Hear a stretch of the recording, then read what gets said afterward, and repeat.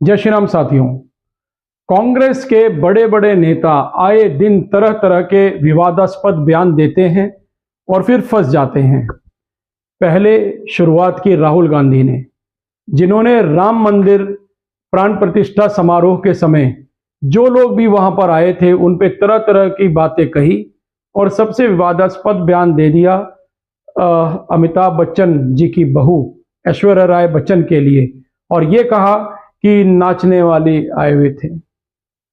उसके बाद अभी हाल में देखने को मिला जब भारतीय जनता पार्टी ने कंगना रनौत को मंडी लोकसभा कॉन्स्टिट्यूंसी से अपना उम्मीदवार घोषित किया, तब सुप्रिया श्रीनेत जो कांग्रेस की एक बड़ी नेता हैं, उनके ट्विटर हैंडल से एक मैसेज लिखा जाता है और पूछा जाता है मंडी में भाव क्या है। ऐसी बातें जो कोई कल्पना नहीं कर सकता, कोई सोच नहीं सकता, और कांग्रेस के लोग धड़ल्ले से ऐसी बातों को कह रहे हैं जिससे महिलाओं का अपमान हो। अब ताजा नाम इस विवाद में जुड़ चुका है, वो है रणदीप सिंह सुरजेवाला का। सुरजेवाला कांग्रेस के बड़े नेता है, गांधी फैमिली के बहुत करीबी है। राहुल गांधी के इनर सर्कल में जो सबसे करीबी नेताओं में अगर किसी को माना जाता है तो वो सुरजेवाला है। सुरजेवाला कांग्रेस के तमाम बातों को डिफेंड करने के लिए सामने आते रहे हैं। राहुल गांधी को जब ईडी में बुलाया गया तो बड़ी बड़ी प्रेस कॉन्फ्रेंस इन्होंने की, प्रेस ब्रीफिंग इन्होंने की, और ऐसा लगता है कि सुरजेवाला वही बातें बोलते हैं जो गांधी फैमिली को पसंद भी है। अब सुरजेवाला एक नया बयान दे चुके, जिसके बाद विवाद उत्पन्न हो चुका। उन्होंने सिने जगत की सुपरस्टार हेमा मालिनी जी के लिए एक बयान दिया। देखिए वो क्या बयान है। एमएलए एमपी क्यों बनाते हैं? ताकि वो हमारी आवाज उठा सके, हमारी बात मनवाए, इसीलिए बनाते होंगे। कोई हेमा मालिनी तो है नहीं जो चाटने के लिए बनाते हो। अब इसमें सुरजेवाला जिन बातों का प्रयोग कर रहे हैं, जिन शब्दों का प्रयोग कर रहे हैं, ये तो कोई सोच भी नहीं सकता। अरे आपको डिफाइन करना है कि एक एमपी और एमएलए का क्या रोल है, जनता उनसे क्या अपेक्षा करती है, आप वो बताइए। लेकिन आप क्या बोल रहे हैं हेमा मालिनी जी के लिए? हेमा मालिनी जी का उदाहरण क्यों दे दिया? किसी भी महिला का उदाहरण क्यों दे दिया? ये कैसी आपकी मानसिकता है? स्त्रियों के प्रति अगर ऐसी मानसिकता आपकी है तो आपको तो नेतृत्व करने का, नेतागिरी करने की भी इजाजत नहीं दी जानी चाहिए। ऐसे शब्द का प्रयोग तो कोई भी नहीं कर सकता। और इतनी घटिया बातें ये लोग बोलते आ रहे हैं, लगातार बोल रहे हैं। इनको समझ में नहीं आ रहा कि नरेंद्र मोदी के 400 पार वाली जो बात है उसका इनके पास कोई काट ही नहीं है। उसको कैसे काउंटर किया जाए, तो तरह तरह के विवादित बयान दे रहे हैं, महिलाओं पे आक्षेप लगाते हैं, क्योंकि नरेंद्र मोदी की नीतियों से बहुत ज्यादा भारत की महिलाएं प्रभावित हैं। वो खुश होकर उनको वोट देती हैं। वो ये कहती है कि मोदी के राज में, अमित शाह के राज में, योगी के राज में हम अपने आप को सुरक्षित महसूस करते हैं। तमाम महिलाएं सड़क पे उतर आई जब रामलला प्राण प्रतिष्ठा समारोह हो रहा था। वो सब उतर के उन्होंने मोदी जी का अभिवादन किया। इससे ऐसा लगता है कि ये लोग महिलाओं को अपना दुश्मन मान बैठे हैं। और सबसे बड़ी बात, जिन महिलाओं पे बोला गया, आप शुरू से देखिए, ऐश्वर्या राय बच्चन, दूसरे नंबर पे कंगना रनौत और ये हेमा मालिनी जी, ये तीनों को अगर आप देखें तो ये महिलाएं वो हैं जो भारत की संस्कृति को लेके आगे बढ़ती हैं। ऐश्वर्या राय बच्चन जी का क्या गुनाह था? राहुल गांधी क्यों उनको दोषी मानते हैं? क्योंकि वो रामलला के दर्शन करने गई, तो इसलिए ऐश्वर्या राय बच्चन जी को कटघरे में खड़ा कर दिया, कुछ भी बोल गए। कंगना रनौत का क्या गुनाह है? उनको क्यों सुप्रिया श्रीनेत और कांग्रेस के अन्य नेता उनको उन पे फप्तियां कसते हैं? केवल इतना, क्योंकि वो भारतीय जनता पार्टी के हित में बयान देती हैं, वो सनातन के हित में बयान देती हैं। वो भी राम मंदिर के दर्शन के लिए रामलला प्राण प्रतिष्ठा समारोह के समय वहां मौजूद थी।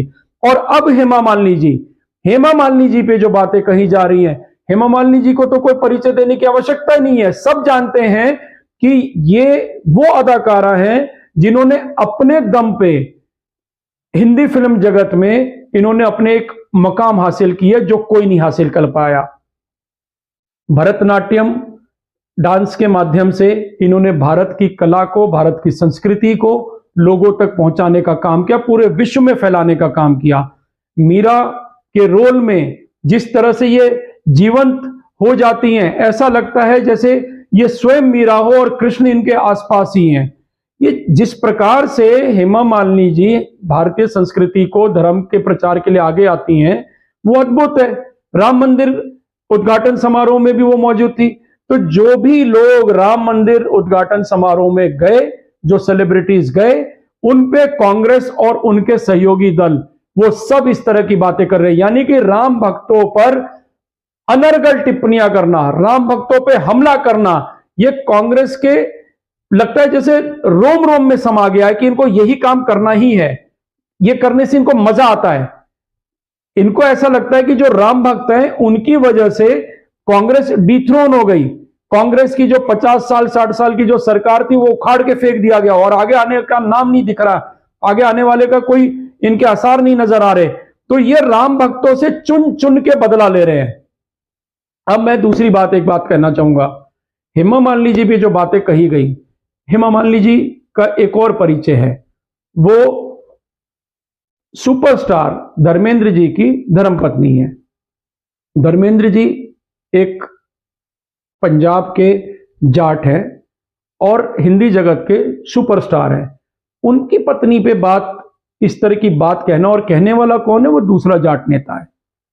सुरजेवाला को यह नहीं समझ में आया कि अपनी ही समुदाय के व्यक्ति की धर्मपत्नी के लिए ऐसी बातें नहीं कहनी चाहिए, और अपने समुदाय क्या किसी भी समुदाय की महिला के लिए ऐसी बात नहीं कहनी चाहिए।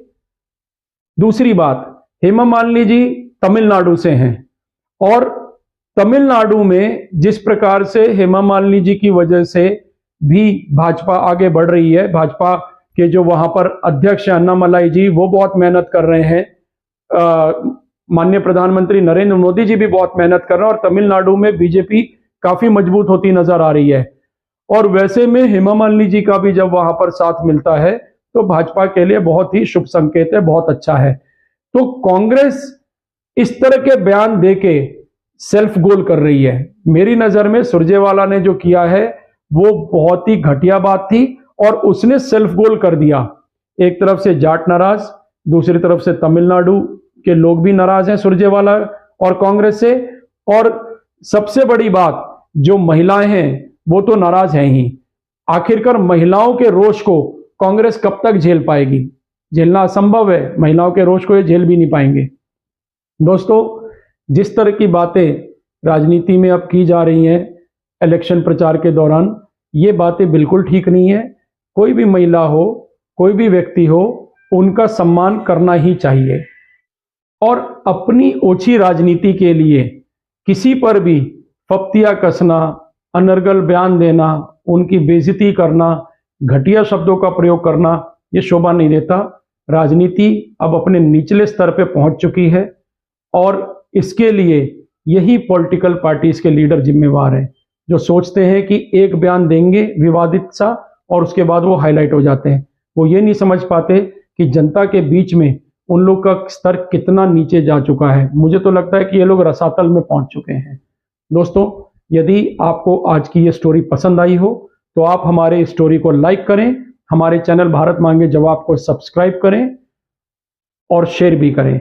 जय हिंद, जय भारत, जय श्री राम।